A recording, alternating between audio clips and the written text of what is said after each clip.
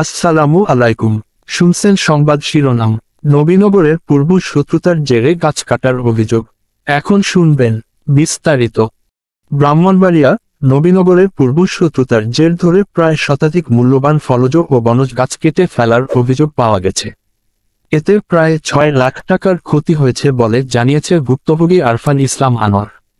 গত ১৫ই ডিসেম্বর বেলা ১১টায় উপজেলার নাটঘর ইউনিয়নের খড়িয়ালা গ্রামে এই ঘটনা ঘটে।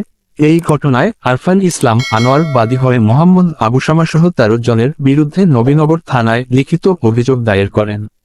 জানা যায়, আরফান ইসলাম আনোয়ারের পরিবারের সাথে দীর্ঘদিন ধরে জায়গা সংক্রান্ত বিষয় নিয়ে প্রতিবেশী আবু শামার সাথে বিরোধ চলে আসছে। পূর্ব শত্রুতার জেরে গত ১৫ই ডিসেম্বর সকালে আবু শামা ও তার পরিবারের লোকজন আরফান ইসলাম আনোয়ারের বাগানের গাছগুলো কেটে ফেলে।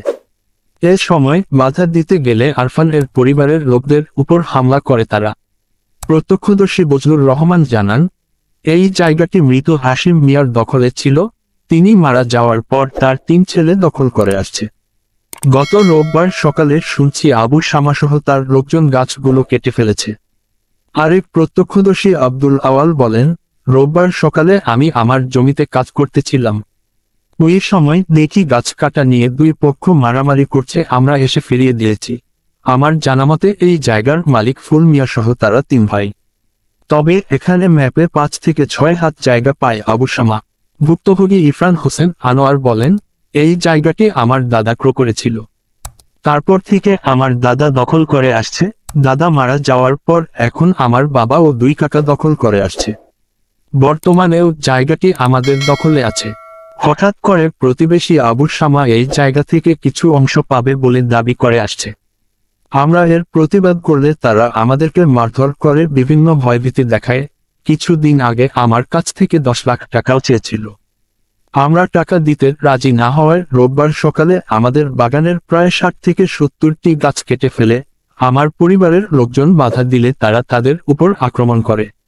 এ ঘটনায় নবীনগর থানায় লিখিত অভিযোগ দায়ের করেছি। প্রশাসনের সহযোগিতায় আমি এর সুষ্ঠু বিচার চাই। অভিযুক্ত আবু শামা বলেন, এই জায়গাটি আমার প্রায় ৪০ বছর পূর্বেই ক্রয় করেছি।